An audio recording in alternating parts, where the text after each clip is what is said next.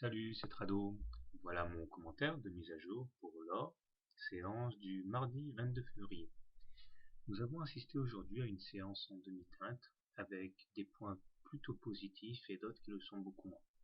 Au registre des points positifs, la présence d'un nouveau top qui a été inscrit et qui a repoussé la résistance de quelques dollars vers le haut.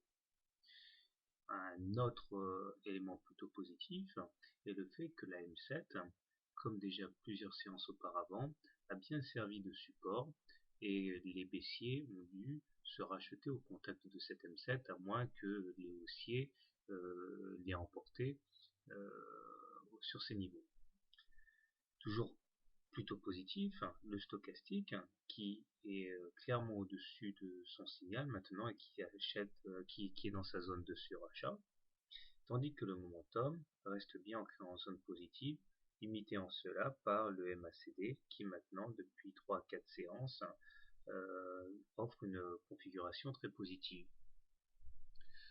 Graphiquement, la situation est également assez flatteuse puisque nous voyons que nous sommes toujours à l'intérieur de ce canal gris étroit, à la pente plutôt raide, plutôt agressive et qui montre les bonnes dispositions de l'or.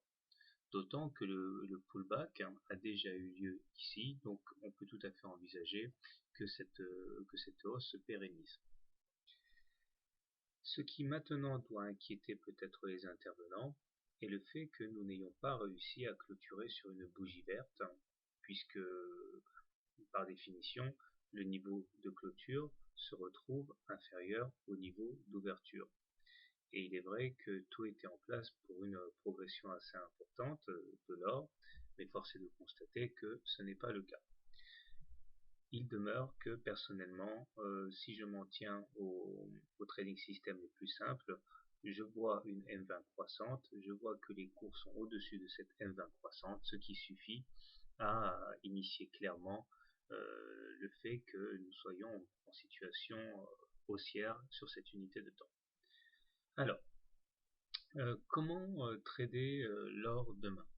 Je pense que si vous êtes haussier sur l'or, enfin du moins si moi j'étais haussier sur l'or, ce que je ferais est de continuer à miser sur la pérennité de ce qui a fonctionné jusqu'à présent, à savoir acheter le contact avec la M7, viser un retour sur la précédente résistance à 1132, voire même la Bollinger supérieure, stop loss en cas de clôture sous la M7 ou même pour plus de sécurité, stop loss en cas de clôture sous la M7 et sous le canal gris.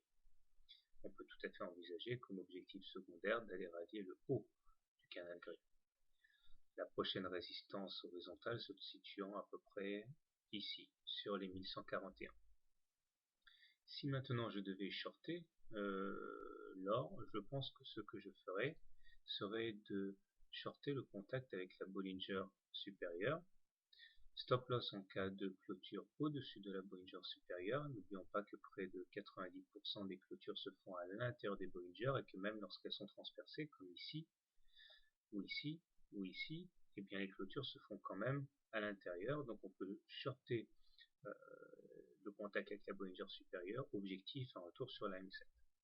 Bon, il est clair cependant qu'on est clairement contre-tendance en faisant ça. Personnellement, je pense que je donnerai la priorité aux impulsions haussières.